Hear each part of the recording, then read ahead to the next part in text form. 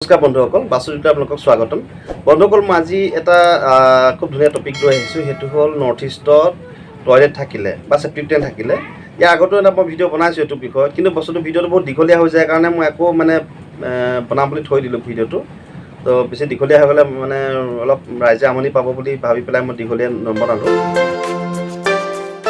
যিহেতু মই আগৰ ভিডিঅ'টোত কোৱা হৈছিলে যে নৰ্থ ইষ্ট কোণত যদি আপোনাৰ চেপ্টিক টেংক বা টয়লেট থাকিলে যে কেঞ্চাৰ হ'বই, সেইটো কোনো গাৰাণ্টি নহয়।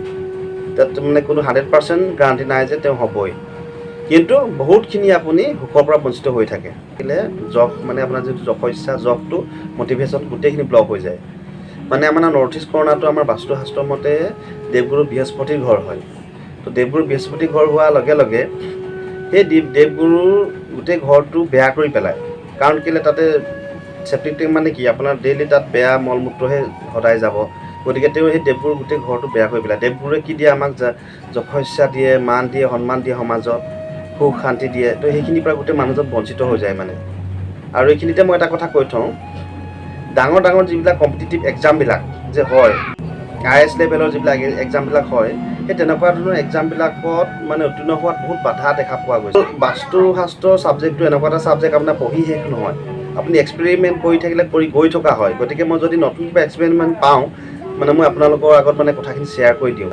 ঈশান কোণত যদি আপোনাৰ চেপ্টিক টেংক বা টয়লেট থাকে, তেতিয়া এই বস্তুটো দেখা গৈছে যে ডাঙৰ ডাঙৰ এক্সামবিলাকত তেওঁলোকে এটেম্প কৰিব নোৱাৰে। চাৰ্টাৰ্ড একাউণ্ট, কষ্ট একাউণ্ট, এনেকুৱা ডাঙৰ ডাঙৰ এক্সামবিলাকত কি হয়, লাষ্ট এটেম্পটত তেওঁলোকে ফেইল হৈ যায়। ফাইনেল এটেম্পটত তেওঁলোকে ভাবে যে মই এইবছৰ নোৱাৰিলোঁ, অহা বছৰ মই পাৰ হৈ যাম। সেই অহা বছৰ সেই তেনেকুৱাই হয়, তেওঁলোকৰ ফেইল হৈ যায়। কিন্তু সৰু সুৰা চাকৰি পাব পাৰে, সৰু সুৰা চাকৰি মিডিয়াম ৰেংকৰ বা সৰু ৰেংকৰ চাকৰি পাব পাৰে, কিন্তু ডাঙৰ লেভেললৈ তেওঁলোকে আৰু ওপৰত যাব নোৱাৰে যদি আপোনাৰ নৰ্থ ইষ্ট কৰ্ণাৰত যদি চেপ্টিক টেংকটো থাকে। আউটলেটটো যদি একদম 45 ডিগ্ৰীত পৰে, তেতিয়াতো আপুনি একো ৰিমেডি কৰিও লাভ নাই বন্ধুসকল। অকণমান 45 ডিগ্ৰী যদি ইফাল সিফালে পৰে, তেতিয়া ৰিমেডি কৰিলে 40% মান এটা ৰিমেডি সমাধান হয়, কিন্তু পূৰা 100% কিন্তু সমাধান নহয়। আপোনালোকক ক'বলৈ লোৱা কথাটো এইটোৱে যে আপুনি ডাঙৰ ডাঙৰ কম্পিটিটিভ এক্সামত কেতিয়াও ছাকচেছ নহয়। আপুনি যদি নৰ্থ ইষ্ট কৰ্ণাৰত যদি আপোনাৰ ঘৰত যদি চেপ্টিক টেংক বা টয়লেট আছে, আপুনি পাহৰি যাওক যে আপুনি ডাঙৰ কিবা এটা পষ্টত আপুনি ইণ্টাৰভিউ যে পাছ কৰিব বা সেইটো যে আপুনি ডিগ্ৰীটো ল'ব পাৰিব, সেইটো একদম পাহৰি যোৱাই ভাল। গতিকে পৰাপক্ষত যদি আপোনাৰ পূৰা 45 ডিগ্ৰীত যদি আপোনাৰ আছে চেপ্টিক টেংকটো, আপুনি পৰাপক্ষত সেইটো তাৰ পৰা উঠাই নিয়াটো আটাইতকৈ ভাল।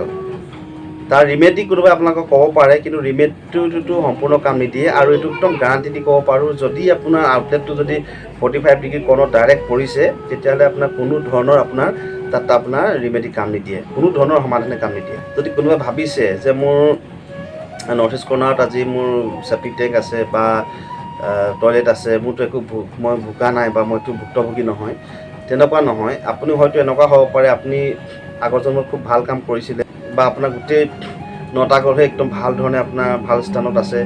গতিকে আপুনি সেইখিনি ভোগা নাই, আপুনি নুভুগিব পাৰে, কিন্তু আপোনাৰ পিছৰ প্ৰজন্মটোৱে যে নুভুগিব সেইটো কোনো গাৰাণ্টি নাই।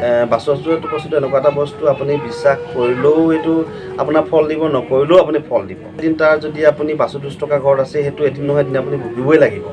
যদি আপুনি ভোগা নাই, আপোনাৰ পিছৰ প্ৰজন্মটো, ছাপ'জ আপোনাৰ দেউতাৰ ভাল চাকৰি আছিলে, আপোনাৰ কাৰণে গোটেই টকা গোটাই থৈ গৈছে, গতিকে সেই 2টা জেনেৰেশ্যনৰ কাৰণে, 2টা প্ৰজন্মৰ কাৰণে ভালদৰে খাব পাৰে।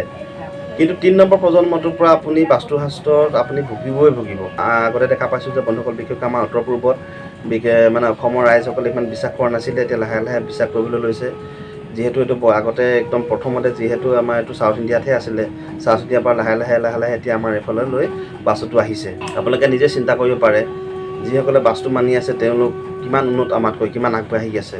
গতিকে আপোনালোকে নিজে চিন্তা কৰক, বাস্তু নামানিলে আমি কিমান পিছ পৰি থাকিম। বন্ধুসকল, মই আজি বেছি ক'বলগীয়া নাছিলে, ইমানেই আছিলে। আকৌ এটা নতুন ভিডিঅ'ত লগ পাম। ধন্যবাদ।